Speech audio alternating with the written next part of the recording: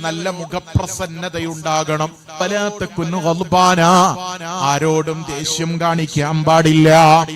എല്ലാവരോടും പുഞ്ചിരിച്ചുകൊണ്ടായിരിക്കണം സമീപിക്കുന്നത്.